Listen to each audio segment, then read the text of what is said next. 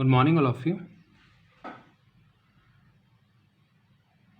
Today, I would like to just give you an idea of one of the very common clinical teaching methods.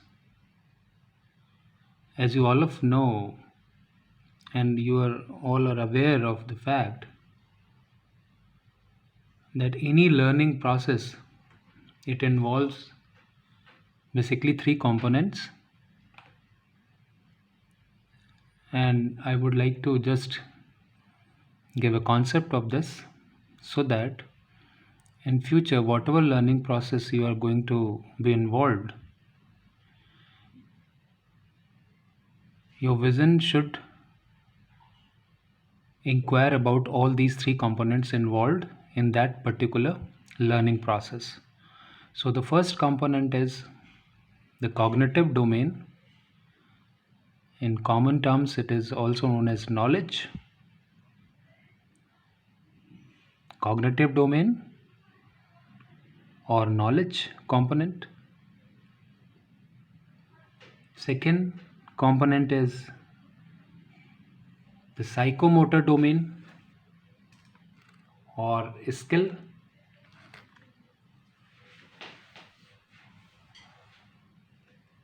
The third component is affective domain that involves your attitude as a medico, as a doctor, your communication skills, the empathy towards the patients, the honesty, a responsible behavior, the emotional aspect of treating a patient, the ethics, the medical ethics, all these qualities they come under the third component, that is affective domain. So here in clinical surgery, the first component, that is cognitive domain or knowledge part, just try to understand it in very simple terms. It means the knowledge we are acquiring through the reading books, through the clinical interaction, the lectures,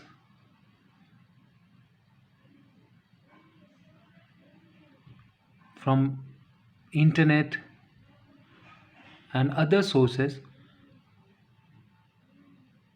what is written there, and we are just reading it, acquiring the information and converting it inside our brain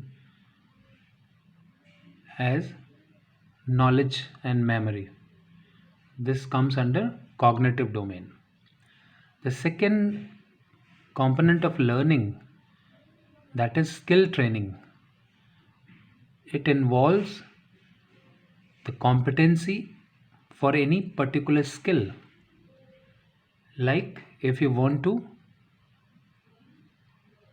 catheterize a patient of urinary retention, you will have to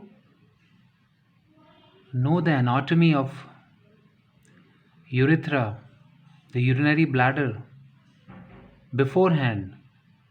What is the function of the urinary bladder? Why you are catheterizing the patient? What is the advantage of catheterizing the patient? So all these things, this knowledge will constitute the cognitive domain. But how to catheterize the patient? What is the procedure?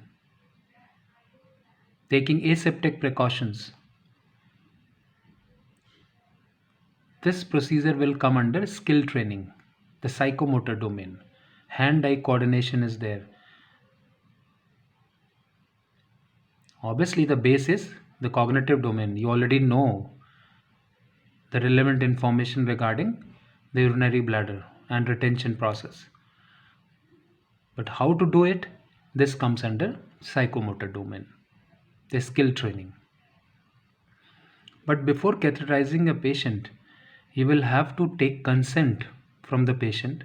You will have to go in detail, and you will have to tell the patient the advantages at this moment, the advantages of catheterizing that particular patient, and how it is going to help in the management of that particular patient, and other social aspects, the ethics, and everything will come under affective domain.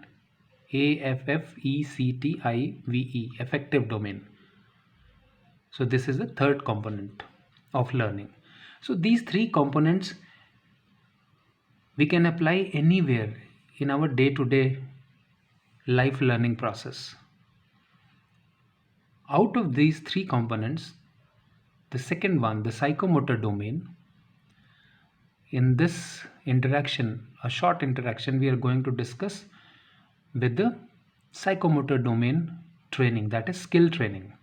One of the important famous method is Payton's method of skill training. Payton's method of skill training. I think it is visible now. The Payton's method of skill training. What is it all about? So why I'm telling this to you, that if you are going to develop a clinical vision to see the things in an organized manner, there is a lot of scope in the development of any field, any branch of the medical field. So please try to understand this Payton's method of skill training. Whatever procedure you want to learn, always try to practice in this way. Now, what is this Payton's method is all about? Basically, it involves four things. Payton's method of skill training. Four things. For example, there is a teacher and there is a learner. Now, a teacher wants to train the learner regarding a particular skill. You can take any skill according to your choice in your mind, and the components we are going to discuss. How to make that particular learner competent in a particular skill. So for that purpose, we are going to divide it into four parts, and we will try to understand this with an animation.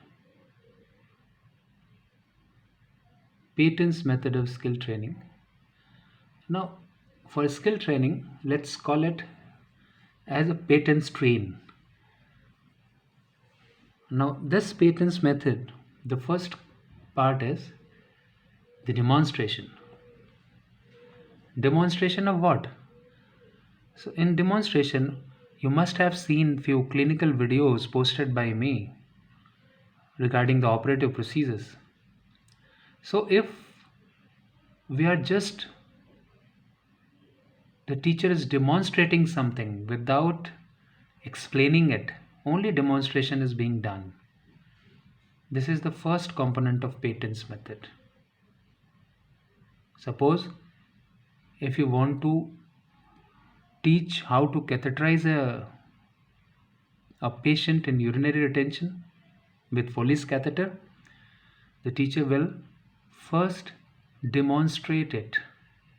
He or she is just going to perform the process, do the process, and learner is observing. This is the first part. Now the second component is deconstruction. Now at this time, the teacher will perform the same skill, same activities, same procedure in steps. Deconstruct.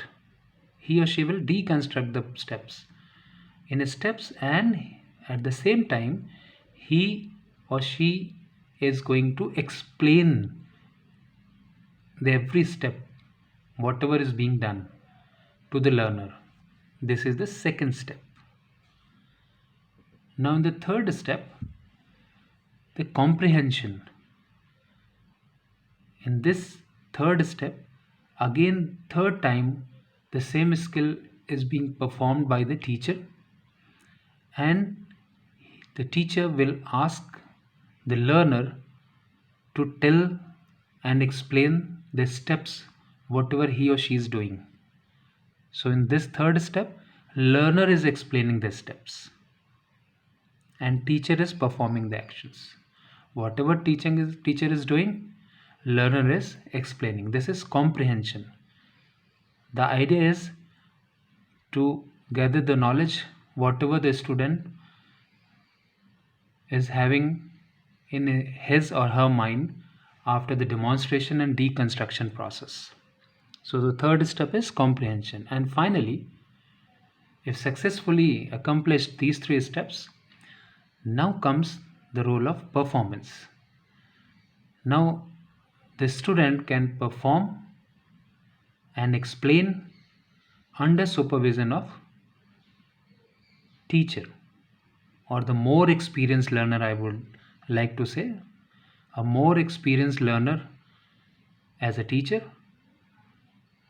So under guidance, the student, he or she can perform the same particular skill.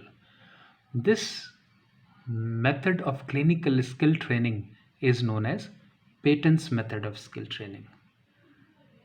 I will request all of you, whenever you are going to learn any skill in the ward or in the hospital setting, try to break that particular skill into various steps, smaller steps.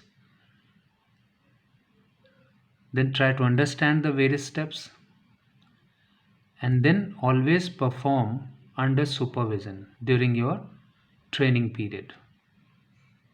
And before doing all these things, you must have a cognitive domain base, that is beforehand knowledge regarding that particular thing.